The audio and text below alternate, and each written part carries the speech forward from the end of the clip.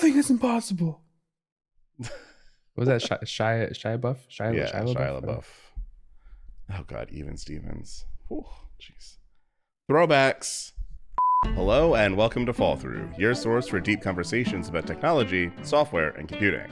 I'm your host, Chris Brando, also known as Scriptable, and on today's episode, Matt and I are going to talk about kind of grab bag of topics. Cloudflare had another outage this morning, this morning of recording, so we obviously have to talk about that because it's only been, 2 weeks since their previous outage? There's also a pretty massive React server components, is that how you say it? Server components vulnerability that allowed remote code execution, so we're going to talk a little bit about that. And then I think our main topic today is going to be talking about project management. We've had this very interesting conversation ongoing in the changelog zulip, talking about project management, task management, and all that kind of stuff. And Matt is currently working on a project to implement a new task/project management tool at Oxide. So it seems like a fun conversation. And y'all know me, I have lots of thoughts about that topic.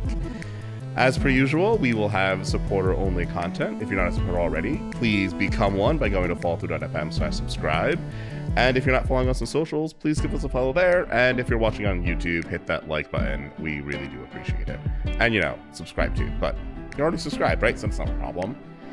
With that, let's get into the show.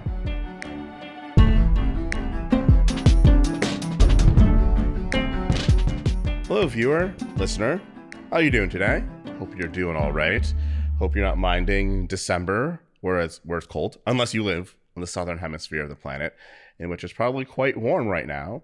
And all of us in the northern hemisphere are like, well, must be nice to be you. But here in the New York metro area, it's quite cold, quite cold. Matt, how are you enjoying this cold or not enjoying this cold? Well, I was just in San Francisco yesterday, or the day before, and I came back yesterday, and it was warm there, warm as if I could walk around with no jacket. And then I landed, and it's like 20-something degrees. I was like, "What's going on?" So yeah, I'm here in my nice office, very warm. Yeah. So I said, what was it? It was on one of the social platforms. Someone made a post. It's like, there should be a place at the airport if you're going from a cold region to a warm region where you can just store your coat, like a coat check, but for days to weeks. And then so you don't need to pack your big bulky parka or whatever with you on your trip to a warm place. And then when you get back, you can just pick it up.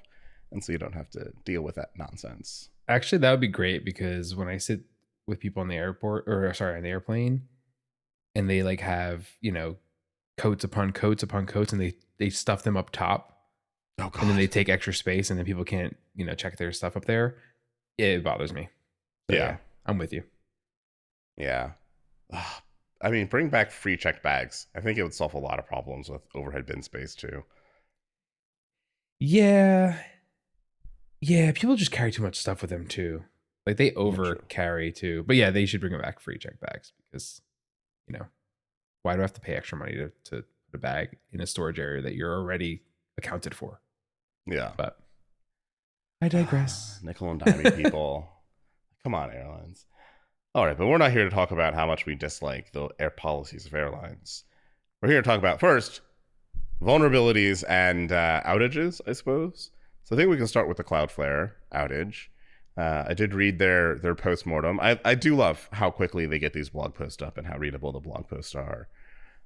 So I guess the gist of what happened is that they were doing some updates to their web application firewall, I believe, that basically executes a whole bunch of rule sets that allow you to do different things depending on the shape of the request. So, or I guess it's called their request parser. It might be used in more than just a web application firewall, but I think it's used there and some other places. But so when a request comes in, they parse it, and then you can run a bunch of rules on it that can say, okay, block this, log it, let it through, whatever.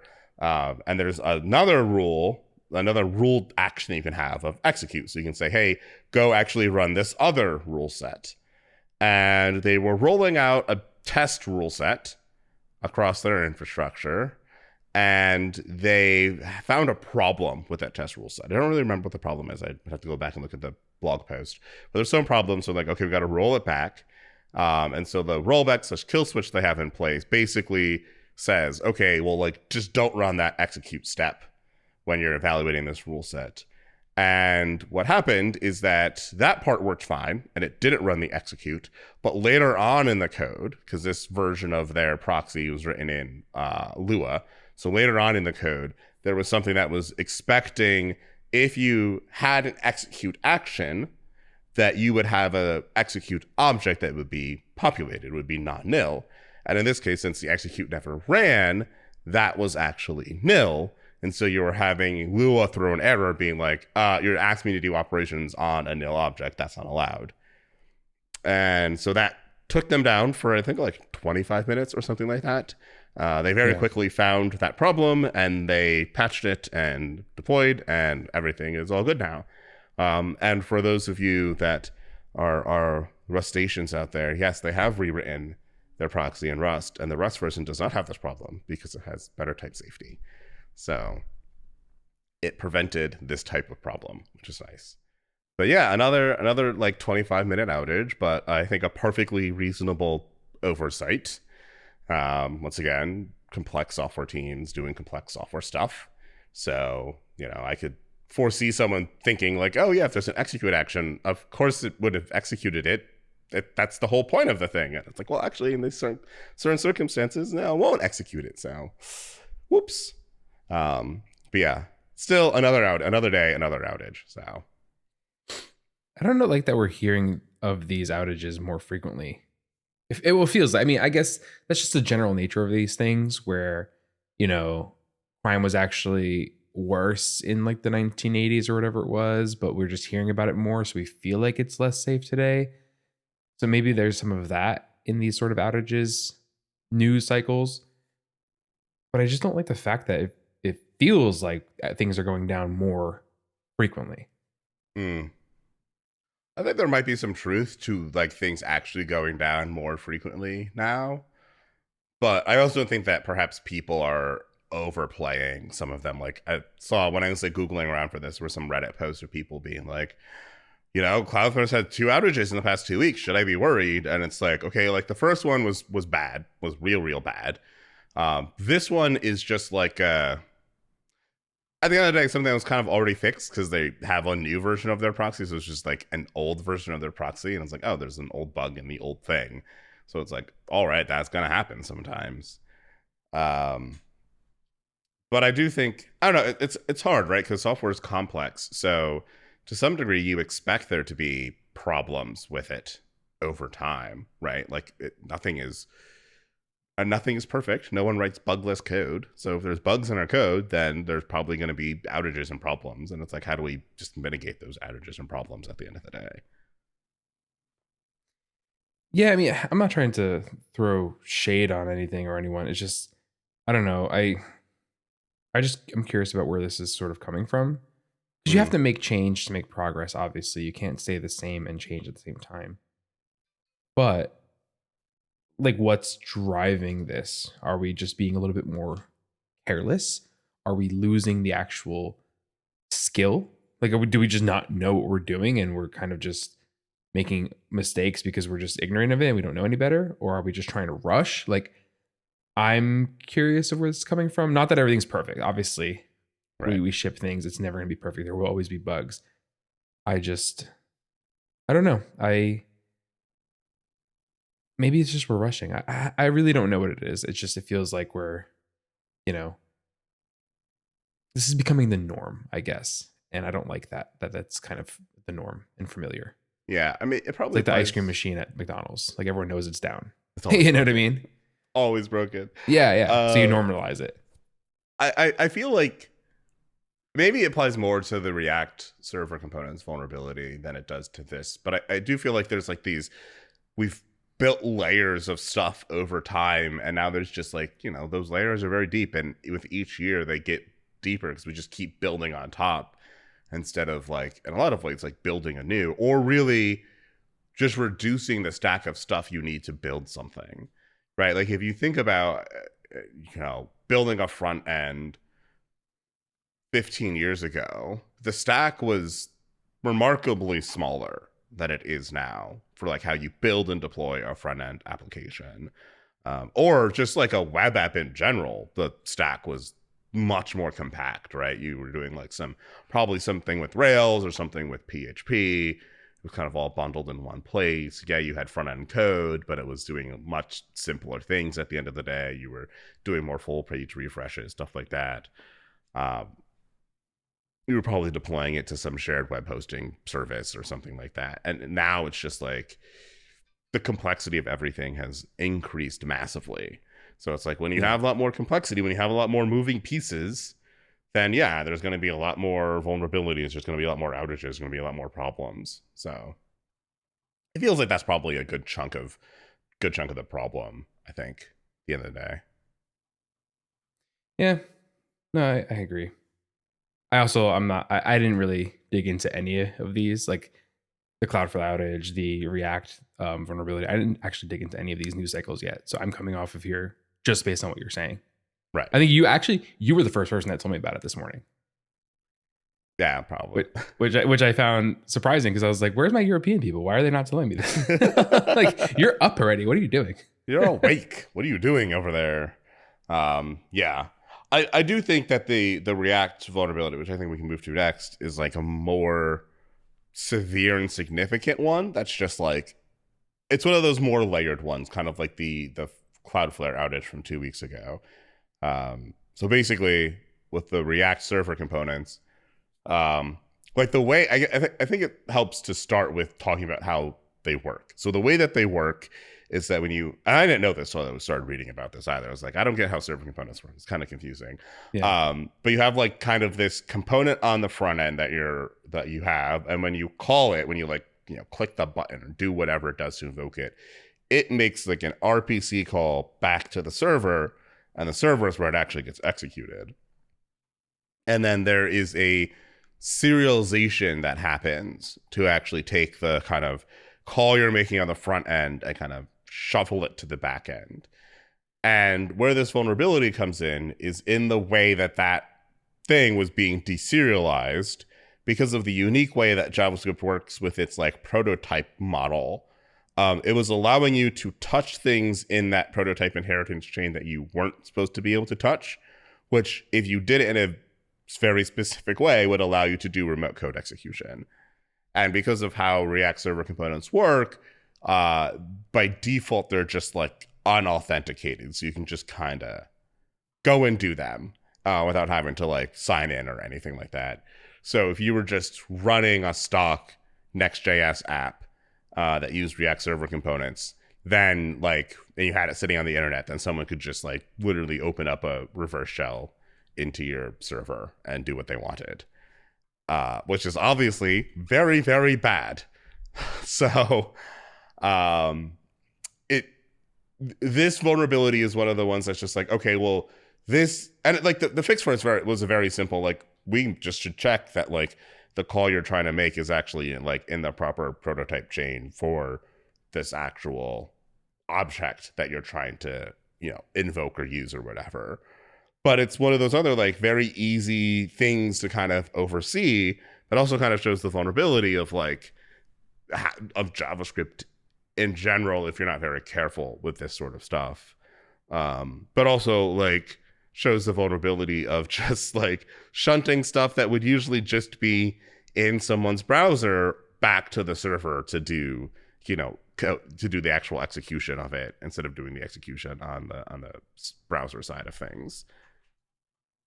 Because it's not like a, you know, a traditional API call. I guess like that's probably the big thing here is like, you know, you do this instead of doing like API calls. You're kind of merging the front end and the back end together, which is always exposes you to a lot of vulnerabilities.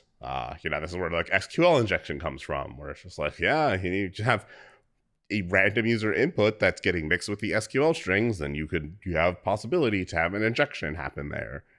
So it's like, you know, another not necessarily separating things when we probably should be separating things, but it's just like another interesting vulnerability. It seems like we've been having some more vulnerabilities that are more severe, because I guess this one's called React to Shell, which is very much in the same vein as the Log4Shell that we had. Or yeah, whatever it's called. Yeah. Yeah, Log4Shell vulnerability that had similar code execution problems.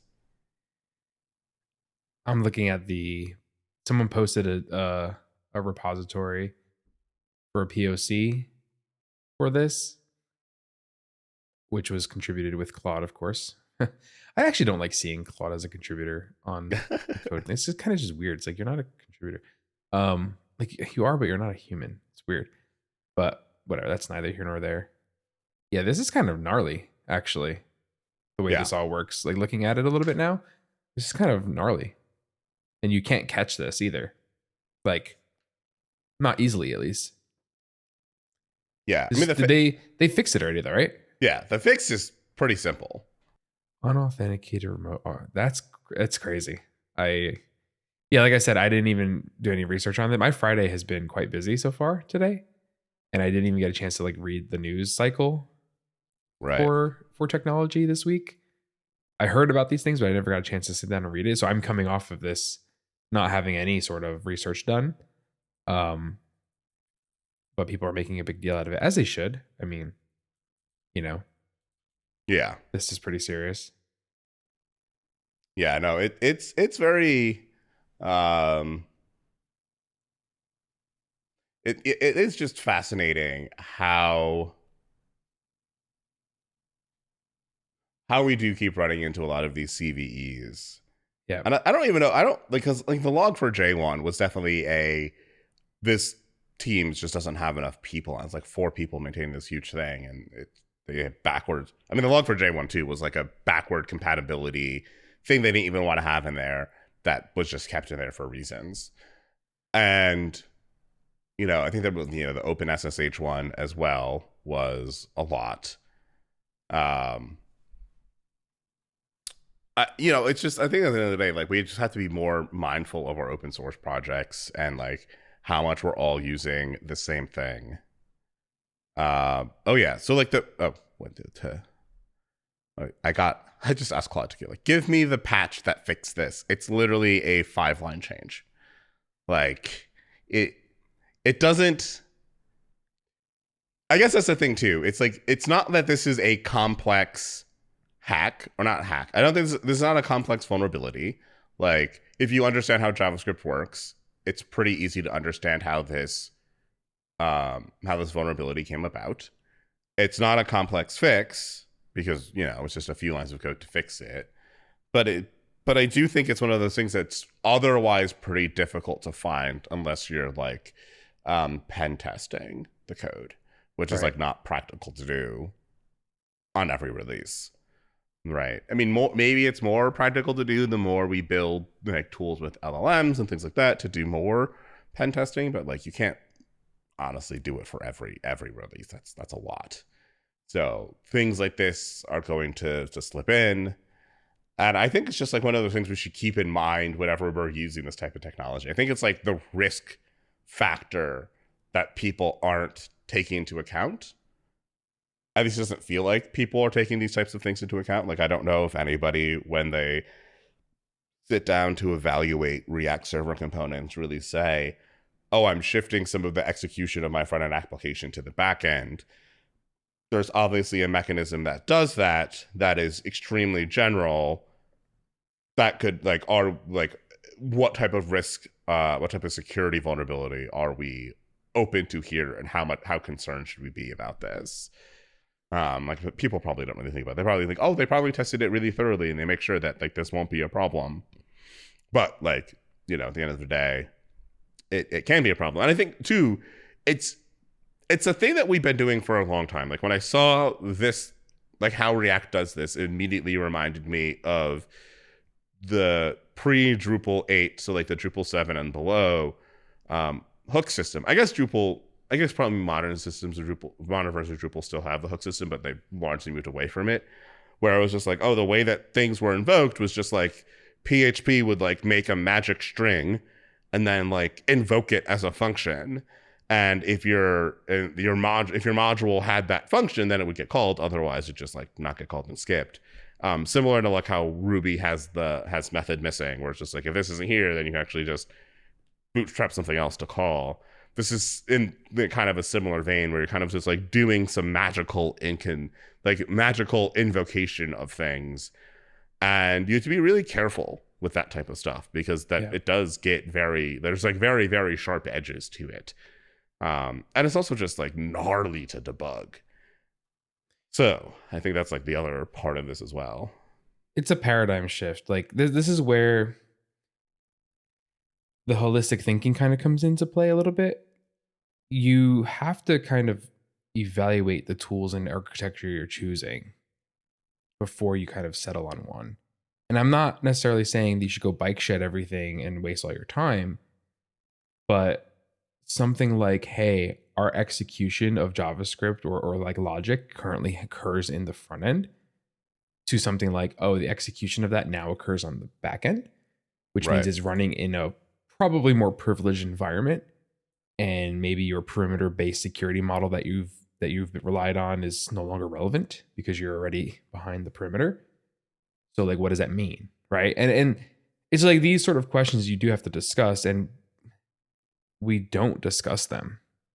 Right. We just choose things and we just do things, and we're just like, hey, yeah, I worked with my boy over here. Like we use this all the time. We use these technologies. We were great. We shipped. We got IPO. I got a yacht.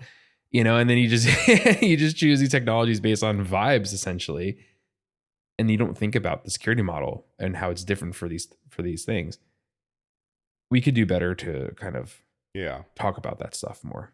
Yeah, I mean, it's like the thing that server components do give you is a lot of flexibility, right?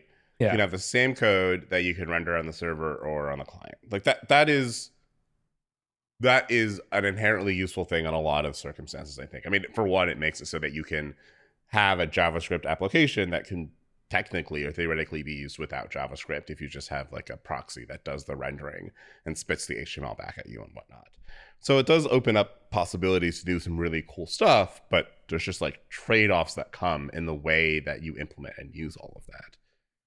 But I think this is kind of all part of like a larger, I think it leads well into the larger conversation that I wanted to have around project management and task management. Yeah. Because like we as an industry struggle and have struggled for a very, very, very long time with how do we actually manage our software projects?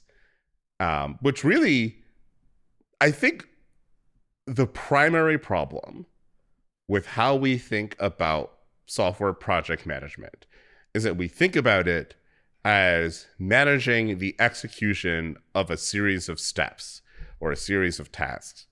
But I don't think that's like the best way to look at project management. I think we should probably, but I don't even think we should call it project management. I think that's like kind of a misleading way of referring to it for us specifically.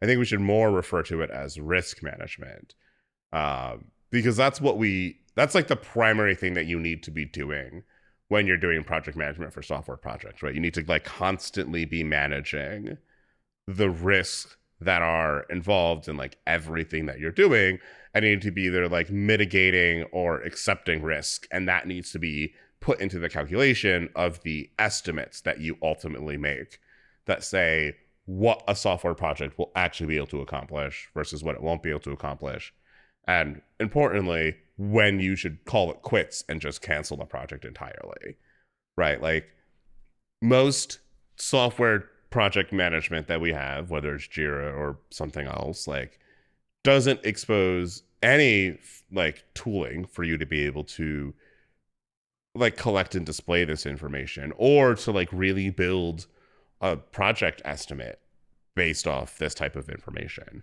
right? If you have another tool that can do that stuff for you, you can certainly represent it with, Jira. You can make a whole bunch of tickets and all of that and arrange them into a calendar or whatnot. But the tool itself doesn't do it for you, right? And I think there's this big perception, like part of the conversation that we were having in the changelog Zulip was about, I think someone said like, I just wish I could have a project management tool that would just like give me a stack rank of all the tickets, and when engineers should do something, just pluck something off the top. And I brought up that I'm like, well, that just massively oversimplifies the reality of like what a project's tasks are, right? Like, it's probably not possible to stack rank all of the tasks. Obviously, all engineers don't have equal skill level or equal familiarity with the different parts of the code base. But also, I think it's like, that's an overly simplistic way of looking at what we are actually trying to accomplish at the end of the day. Because it's like, at the end of the day, you do want something that is just like, okay, well, what tickets, what should I be working on today? Right? You want to be able to give engineers a good way of answering that question. But I think for us running software projects at the higher level, like there needs to be a way to understand, like, when will this thing get done? And we need a much more expressive way of answering that question. Because I think for most people, when someone asks them, like, let's say a C-suite person or an SVP level person asks, like, hey, here's feature X for our platform, when will this get done? A lot of people will answer like, like 6 weeks, or like some whole number, some singular number, 6 weeks, 2 months, 5 days, 1 day, whatever. I think those answers are almost universally incorrect, because you're reducing a massive space of complexity down to a single value that is also at the same time communicating an assurity that I don't think anybody really has when they communicate those types of values to people, right? There's always a range. I think people always have a range of how long they think something's going to take. It's usually way smaller than it should be. But I think we do need to start, like, find a way to start actually expanding forward and outward with how we think about project management. Because I think when you start doing that, when you start thinking about all of this as an exercise in risk handling and mitigation, I think it becomes a lot easier to start introducing other things that are about risk mitigation and handling into your process, right? Because if we're talking about, okay, how do we mitigate the risk in delivering this piece of software? If that's what we talk about as project management, then obviously other things come into that. Like, have we done like threat assessments of this? Have we done security assessments of this? Have we done performance assessments of this? Because all of those things come into play of like what it is we're trying to build and how we're trying to build it. But I think those things are much harder to get in when you look at project management as this thing that you are focused on, just producing a number for somebody that when something will get done, and then handing a bunch of tickets to people to try and do that work. Yeah, this is a topic near and dear to my heart, and something that I'm actively like responding to a comment about project management right now while I chat with you. And like, I don't know if I've seen it done well. I guess it's a project. This whole thing, this whole like planning is a difficult thing to do, because planning is work in itself, and it's work about the work. You're not doing actual work when you're planning. You are just talking about and organizing the work. And it doesn't matter if it's software or construction or vacation. Like, planning is just meta work. And a lot of people don't want to do that. And there's many ways to do that sort of work. I mean, I know people that use Kanban boards for their personal life. Like, they just organize, they have a Kanban board and they just organize their life that way. And they have simple things on it, like do laundry, or they have complex things on it, like, a house project, say, right? And I've considered using it for like a larger house project. Like, I want to finish my basement downstairs, right? And I have to do a bit of plumbing work and do a framing work and do finish work and do ceiling work and flooring work. And I considered using something like a Kanban board for that. But that wouldn't be the best thing for, say, like, to organize a team of people, right? That would work great for me to keep myself organized on like this sort of project. But if I wanted to organize multiple people, well, a Kanban board might not be the best thing. There might be other tools to use. And this whole topic becomes a little fascinating to talk about, because if you talk to many people about their approach to, task management, project management, whatever you want to call it, you're going to get very different answers from everybody. And you're never going to make everybody happy, regardless of what you choose. Yeah. But I want to go and discuss where you want to take us. So where do you want to take this conversation, Kris? 'Cause I have a lot to say. I mean, like, I mean, obviously, I think I want to talk about like one of my favorite books in the subject is Waltzing with Bears. If you haven't read it, Waltzing with Bears. Waltzing with Bears. Nice. It comes from the people. You know the book? What is it? Peopleware? I'm pretty sure it's Peopleware. Yeah. So there's a book called Peopleware, that was published a long time ago, in the 80s, and the people that wrote that book, also wrote this book called Waltzing with Bears, which is about project management. And I think like there's this one story in this book that I think is really illustrative of like the problem with the way that we think about project management in the modern day, and the way we think about risk management, and like how we wind up with projects that, especially software that winds up to being so brittle. Supposed to deal with the Denver International Airport, and so Denver in the 90s needed to build a much bigger and better airport because the airport they had was just not serving its purpose. So they were like, okay, great, we're going to build an airport. And they wanted to put like the newest, best technology into the airport they could. And so they did, right? They built sort of non-standard for the time airport, right? They built this big airport, but you know, they assumed that there would be this automated baggage handling system, this ABS. And that would handle moving the baggage throughout the entire airport because the airport is truly massive. So doing, you know, conventional methods of baggage handling would be extremely challenging. And so they said, okay, the vendor said, yep, we can build this software in time for the airport to open. And then they built the entire airport around the idea that this software would be ready when they needed to open the airport, and then it would work. And so they built the whole airport, and they built it with no contingencies, right? So the tunnels did not fit standard baggage handling equipment. So that was like a risk that wasn't mitigated. And like, you know, when you actually got to the point of trying to open the airport, turns out the software didn't work. It was relying on barcode scanners, and barcode scanners in the early to mid 90s were still pretty rudimentary. They were not the ones that could really scan barcodes at the speed and with like the kind of, you know, a bag's going to be in whatever orientation it's going to be. The tag could be kind of anywhere. Right. So like the barcode scanners that we had back then were not able to scan if you weren't like kind of directly scanning the thing. So like it just didn't work. It couldn't scan bags reliably. It couldn't route bags to the right places reliably. So they couldn't use this automatic baggage handling system. I guess there's an H in there, ABHS system.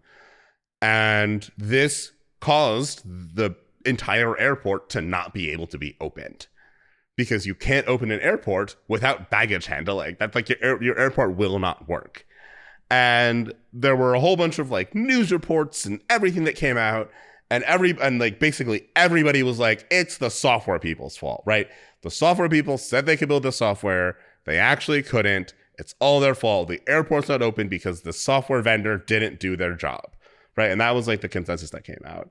And the book argues that it's like, it's not just the software people's fault. It's everybody's fault. Because as I mentioned, right, like you could have built the airport with contingencies. You could have built it with regular sized tunnels. So you could have regular baggage handling equipment run through them.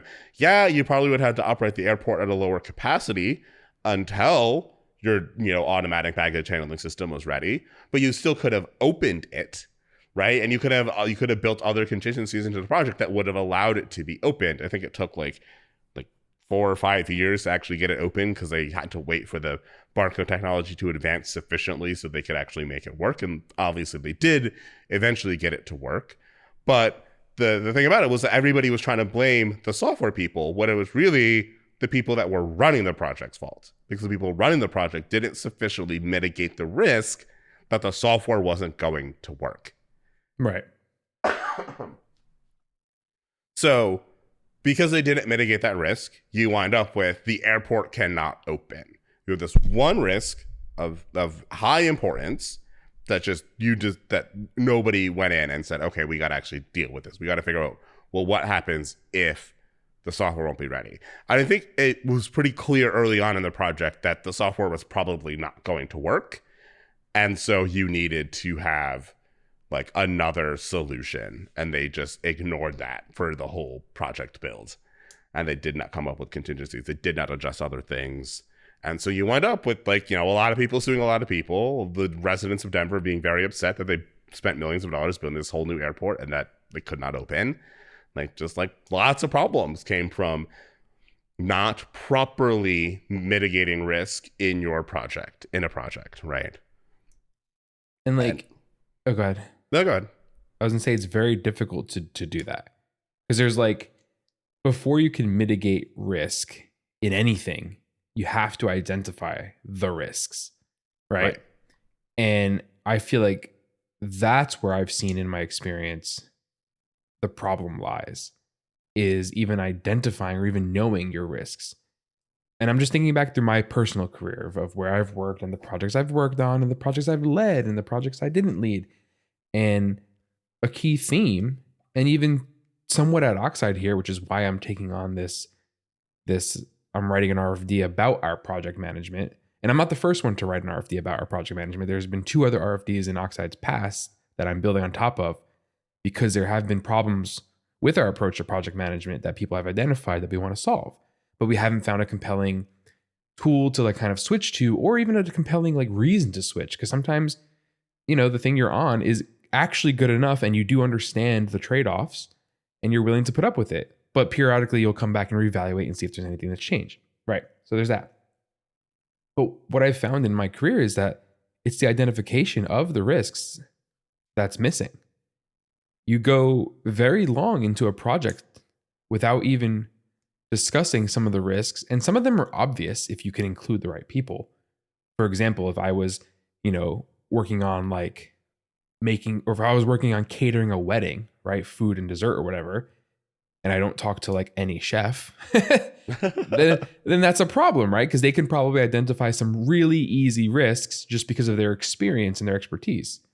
And like we do that in software though, where we isolate project planning and roadmap planning to people that are like project PM sort of management people, and that's fine, but they don't include leaders from various verticals in the organization that would have better context on like some of these risks, right? It only takes, you know, if you've ever heard the phrase of, or like the idiom of, oh, we could have solved this in like 5 minutes over the phone versus this 1 hour meeting or something, right? That gist, if you just have the right people in the room for 5 minutes, you can save an hour. That's really what it comes down to.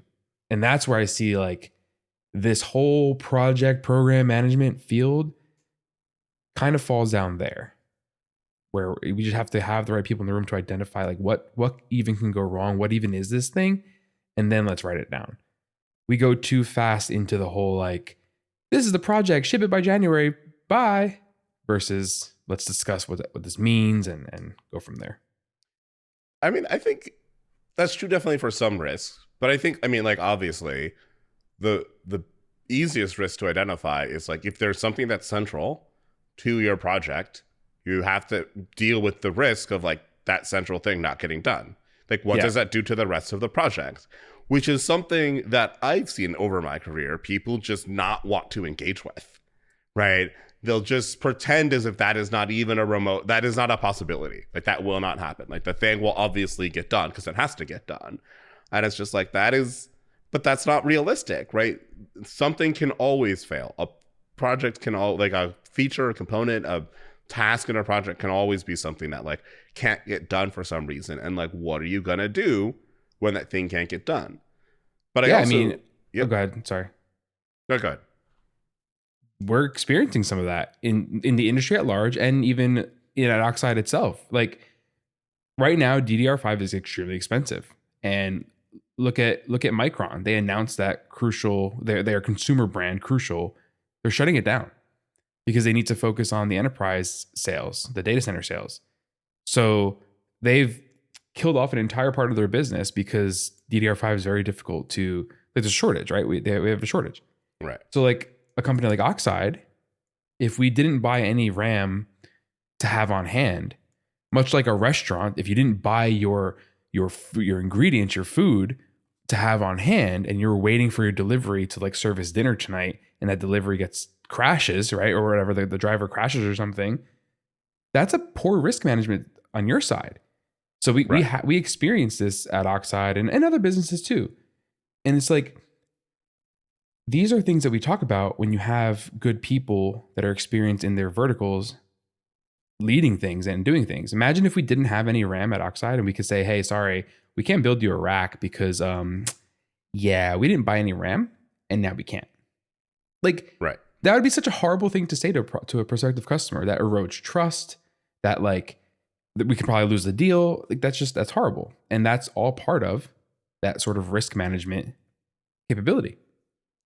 And this is where, like, when America borrows the types of project management styles from the East, right? From like primarily Japan, but also, Korea, and I think to some degree China, right? We borrow a lot of stuff, right? That's where we got Kanban from, right? That's where we got the way we do like agile and software. Like, a lot of that is founded in the way that the TPS, the Toyota production system, right? In the way that they were like, okay, we're going to do lean manufacturing. But like, America took that and like went to the extreme, where like the Japanese did it in a very thoughtful way, right? They sat down and like, okay, we're going to be lean where we know it's okay to be lean, but where it's not okay to be lean, we're going to build up, supply stock, which, we saw when the pandemic hit, and all of a sudden there was a massive chip shortage, and like American car manufacturers were like, nope, guess we're done. We can't get any chips. And like the Asian car manufacturers were like, no, we've stockpiled like many, many, many millions of these chips because we identified this as a risk that like if something happens and the global supply of chips goes down, then we still need to be able to build cars. So this is a part we have to stockpile, and then we can use it. And they still, the pandemic lasted so long that we wound up losing, that they even ran out of chips, so that became a problem. But they had a much longer runway of things than like a lot of the American companies did. And it's called, they didn't eliminate the risk, they mitigated it, right? That's the key here, because I think a lot of people don't understand that nuance. They think of like, a lot of people see risk mitigation and risk elimination as the same, and they're not. Like Toyota, or you said Toyota did this, right? Or Toyota didn't eliminate the risk. It's impossible to eliminate the risk unless you make your own chips or something, right? Like, it's impossible to do that. But they mitigated it such that they were able to survive another year or two or whatever it was, versus like Ford or something, right? I don't know if Ford was actually one of the affected ones, but I'm just name dropping. The cool thing about the whole lean manufacturing thing from Toyota, I think the Phoenix project was where I first read about this, actually, and it was really nice to read about it. If anyone hasn't read the Phoenix project, it's actually a really good read, and it reads more like a novel rather than like a textbook. But what I wanted to say is the whole Toyota like production system, or that's what they call it, right? You said, it's not really it's not so heavily a process. It's actually like a cultural thing too. Like, they're not enforcing process. They're not saying, hey, Matt and Kris, you must do this. They're they're just encouraging a culture of, hey, understand your inputs and outputs and see where it's okay to like rely on just in time or stock up on things, right? See where your efficiencies and deficiencies are, and optimize for them. That's really what they're saying, is like they're promoting a culture, not some by the book, step-by-step process. And that's where I think us in the American side of the way where we adopted it here, we kind of tilted that needle too much in the process way of like, here's your checklist to be lean. It's like, well, there is no one size fits all checklist. I think it's also that we took a system that was predominantly meant to be a bottom-up system, right? Lean manufacturing is about, right, like in like the kind of canonical example of like a factory where you have like an assembly line, like the person who gets to make the decisions about what happens at the assembly line is the person working at the assembly line, not some manager, not some senior level leader. No. Like the person at the line has the most power. They say, I'm going to do it this way. And then the manager's job is to help that person do their job the best way possible. And that's how the system is meant to work. But if you take that and then you put it in a culture that's very top down, then that's not going to function, because process means a different thing in a bottom up system versus a top down system. And so that's another area where like the system doesn't really work well if you don't focus it like that, right? Because the person who can do proper risk mitigation is the person that's going to do the work, because they actually have the understanding of what needs to get done. So what you mentioned about having the right people in the room, it's not even about having the right people in the room. It's about having the people that have the most knowledge make the decision. And the people with the most knowledge are the people that are going to be doing the thing. But that doesn't fit with our culture of how we want to do things, right? Like basically every big tech company I've ever been at wants to do quarterly planning. And how does quarterly planning work? Oh, well, we have these objectives we want to do. And things start at the top and then they flow down. And as they flow down, people fill in their little part of the quarterly plan or whatever. And then, oh, hey, we got a quarterly plan now.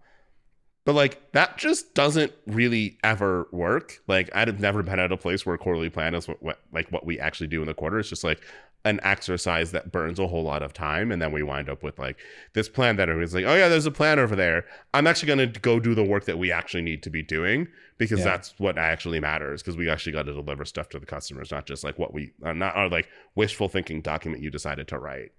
But you could do quarterly planning bottom up. Right, you could be like, here are all of the things that the teams want to do, that the teams would like to prioritize, and you filter all of that up, and that tells you, well, here are the features that we'll be able to deliver based on what has been flowed up from the bottom of what the people who are actually doing the work think is important to work on. But like most companies don't want to operate like that. Yep. So it's like I don't even think it's like about trying to get the right people in or trying to organize things. It is just a deeper structural problem with the way that we think about how companies should be run, which again goes back to like what we was talking about before, about how we started this conversation, which was I was talking about, you know, someone like, I just want to have a stack rank of tickets that our engineers can pluck tickets off the top of, which is a very much like a top-down thing. It's like, you know, okay, well, there's something above those engineers that is deciding what tickets go into that pile, into that stack, and how that stack gets ranked. There's obviously a whole bunch of people that are contributing to ranking all the things in it. There's a whole bunch of stuff that goes into it. And like maybe you have the input of the person that will do the work at the end of the day, but like that person's voice is going to be very diminished if you need to globally stack rank all the tickets you're doing. If you instead have like here's all of the tasks that we need to get done, and you kind of put it on the teams to figure out, okay, we got to figure out how we can prioritize things, what we need to get done, how we need to do them. That changes the narrative a lot. And if you change that narrative as well, like if the people higher up can then see their jobs less as I need to dictate what we need to do, and instead dictate I guess you can dictate like these are the general things that we need to do, but less of the how we should do them or how we should fix the problem, right? We need to have a feature that solves this problem for our customers, not we need to have feature X, which will solve this problem for our customer, right? You need to start much more broad and let the people that are going to do the work figure out how to actually solve the problems and build the features that need to get built at the end of the day. But that's really challenging to do, I think, for a whole lot of people, because it's not something that we're used to thinking about in that way. It's relevant too. This is funny that you brought that up, especially with the words you said.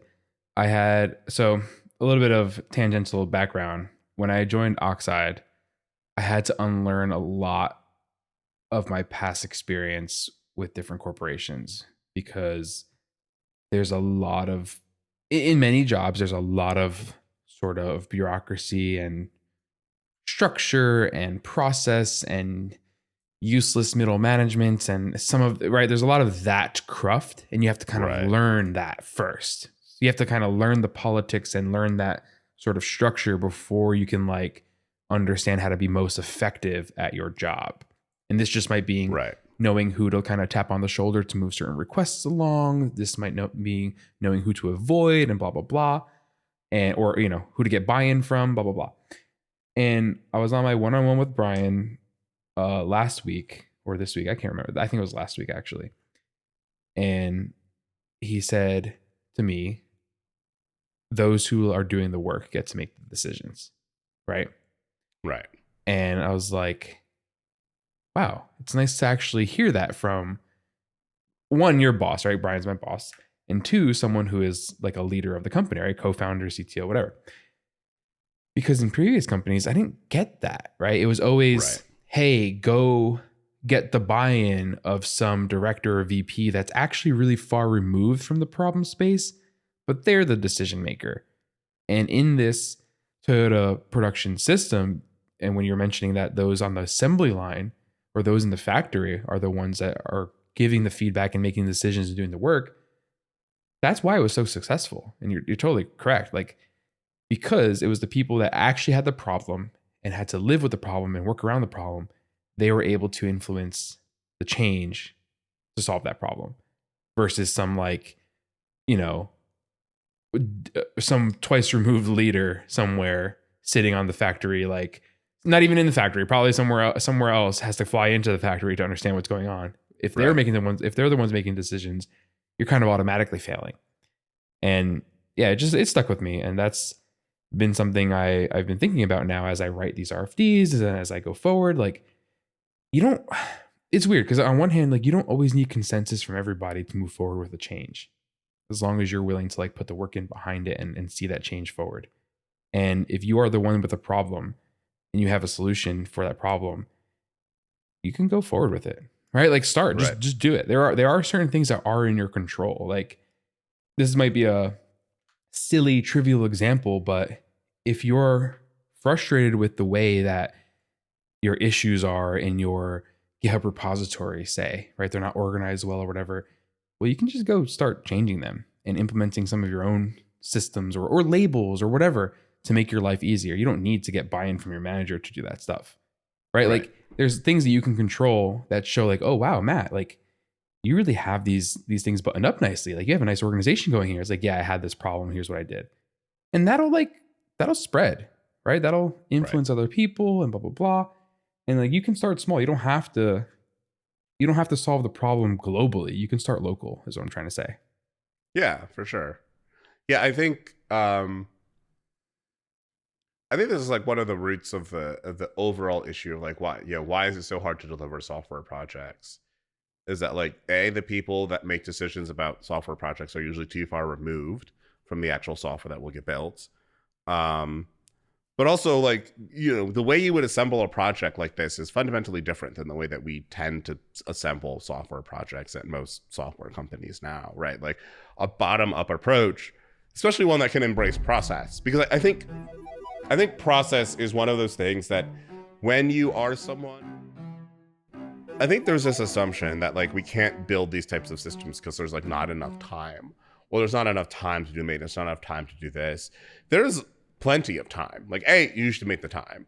But like the other thing that our current project management systems allow and enable is us to not really track where everybody's time is actually going, like where their effort is going, because there's so much what we call glue work that's happening that we just don't really ever have a way of surfacing that it's happening, right? And it's not like, and like time tracking is not the solution to this. So like, writing down every single time you have a conversation with someone is not like the way to solve this problem.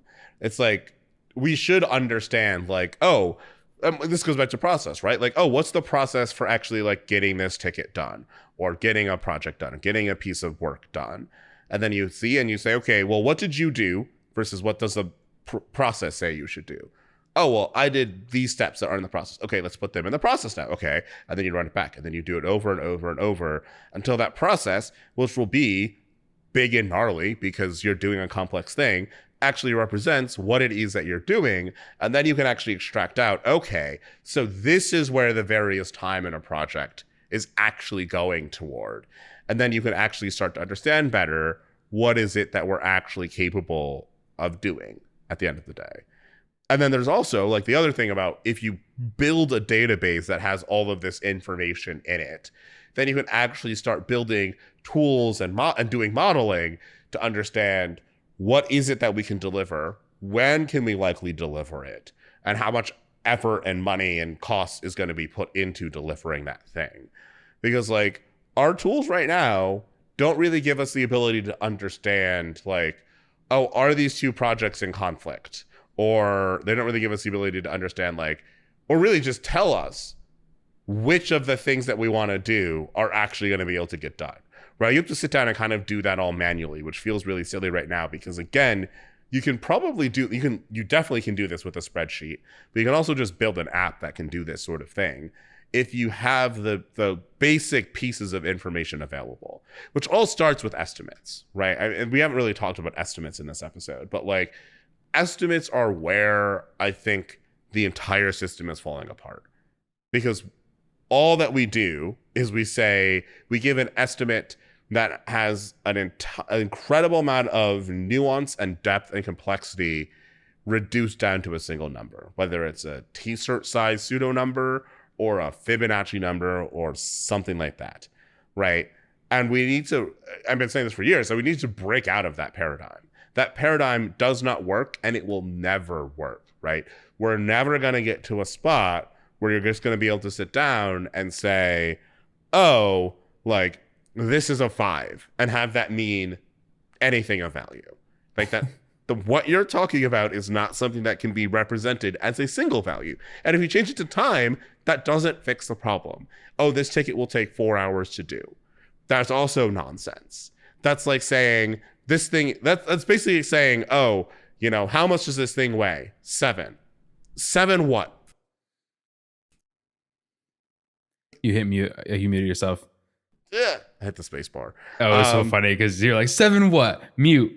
7 what? And out. Mic drop. Yeah. No, it's like 7 what? You have to have some sort of like thing you're using as the unit for that.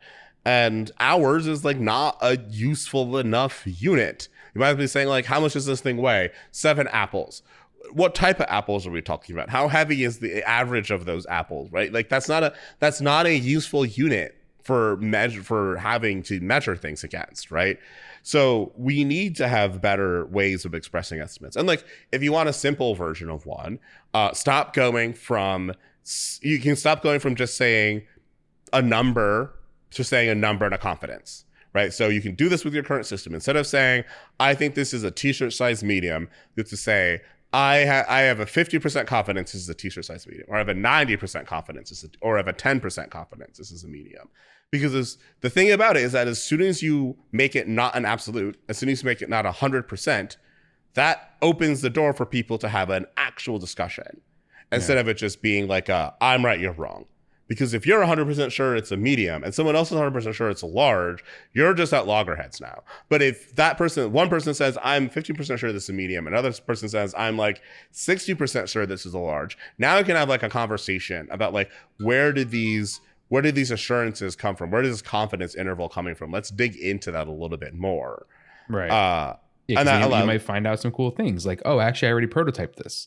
Like, right. You know, we actually are pretty far away because here's my prototype, and then you have that conversation, right? Yeah. And that surfaces that underlying depth and nuance that's there, which is what you actually need in order to produce a useful estimate. And then your ultimate estimates should always be ranges of things. It shouldn't be, I think this is going to take 7 hours. It should be, I think this is going to take between 2 and 75 hours, right? And the way you generally want to do those ranges, a lot of this comes from Waltzing with Bears. So like, go read the book. But you want to do it at the low end should be the point at which you cannot say it won't be done, right? Which is like the 0.0001% chance of it being done. Like the earliest possible conceivable time it could get done. That's what your low end is. And your high end is like, if it's not done by this point, we shouldn't do this thing. Right? The 100% we will have it done by this point level. And then you should have 2 other things. You have like a confidence of like, okay, you should like pick like at what point along this range do you have a 50% confidence that this will be done? And that's kind of like the middle number. You can have a 50%, you can have a 75%, you can have wherever you want. And then you also have if it's not done after this amount of time, we should cancel the project number. Right. And if you have those 4 things, you can actually start having a pretty robust conversation about what you should be doing and also how long things are going to take. Because again, it's not just this thing's going to take 7 hours. It's this thing will take between 1 hour and 100 hours. If by 90 hours it's not done, we should just not do it. We should cancel it. And I have a 50% confidence that it will get done in 25 hours, right? Like that's a whole lot more information that you can deal with. Yeah. And then people can start having conversations about the different parts of that. It's like, well, I don't really think it's practical to say you can get it done in 1 hour. That's just kind of unreal. I think maybe we should put that lower end at 5 hours is the minimum. I think that makes sense. Someone might say, even if we do put 90 hours into it, this is really useful. So I think unless we hit like 120 hours, maybe at that point we should cancel, but 90 feels a little low. So you can start having these real conversations about the different parts of the estimate instead of someone saying, thinking like, oh, I think this could probably get done in about 8 hours. I think 25 is completely wrong. So they say it's 8 hours, not 25 hours, right? Like you have to give space to have the conversation so you can actually add that additional information in there and potentially discover information like, oh, I'm saying 25 hours because I did a little prototype of this last week. And based on that prototype, this is what I'm doing. Whereas the person saying it's going to take 8 hasn't done any prototyping at all. Or someone may have looked at the code and said, well, based on what's already there, this is why I'm saying this number. While somebody else might have either not looked at the code or might have deeper knowledge of the code and say, well, based on my knowledge of the code, this is why I'm saying this number, right? You start having a conversation instead of just a weird battle about how you feel about certain numbers, right? So that's something that we all should just start doing and implementing. And even if that doesn't get represented in the actual tracking system that you're using, the ticketing system you're using, your team could just start doing this, right? You can start talking about things like this. And again, you can start with something as simple as, I have a 70% confidence that this is a 3, right? Yeah. You should start with that. And it really does start changing the way that people have conversations. Yeah, I agree. It's funny how it goes back to the original point. You want to just enable a culture, right? Yeah. You want to give the people that are doing the work the ability to organize that work and create the culture that they need and not enforce some process on it. It's like, hey, please t-shirt size all your issues. Like that's you're enforcing a process down someone's throat. You know what I mean? What you want is people organizing their issues naturally for the way that it feels nice for them. And this is not some sort of linear advertisement or whatever, but since this is the tool that I'm evaluating, it has this sort of paradigm of workspace level things and team level things.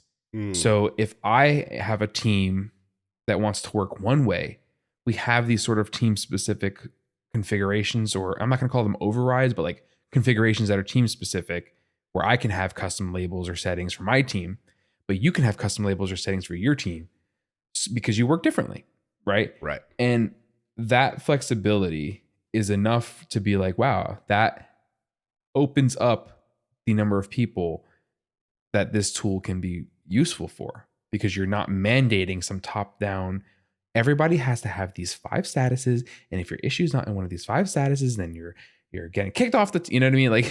You don't have to do that. It's silly. You let every team decide how they want to work best.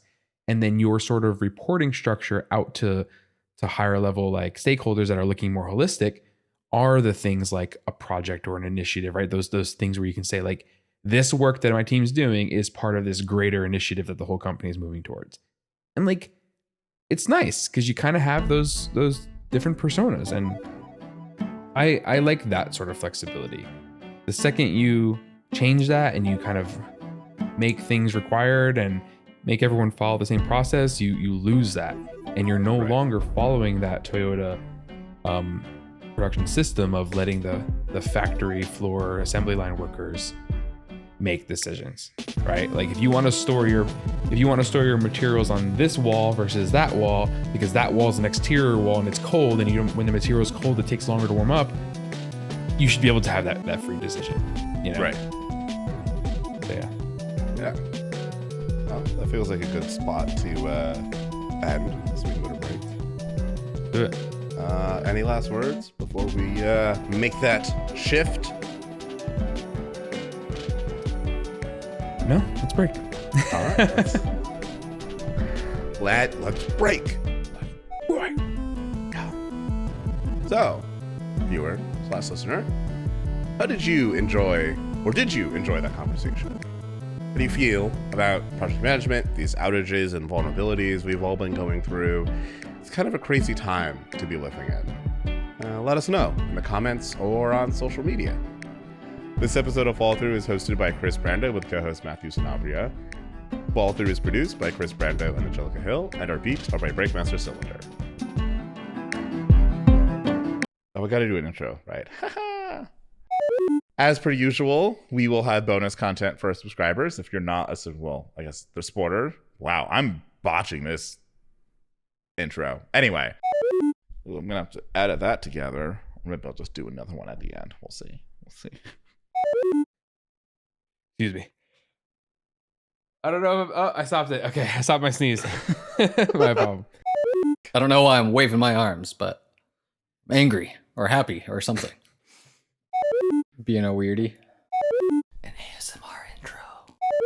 I can give you a potato chip chomp right into the mic. Oh God. Oh, I liked that one. We are a professional and serious podcast. That is what we are.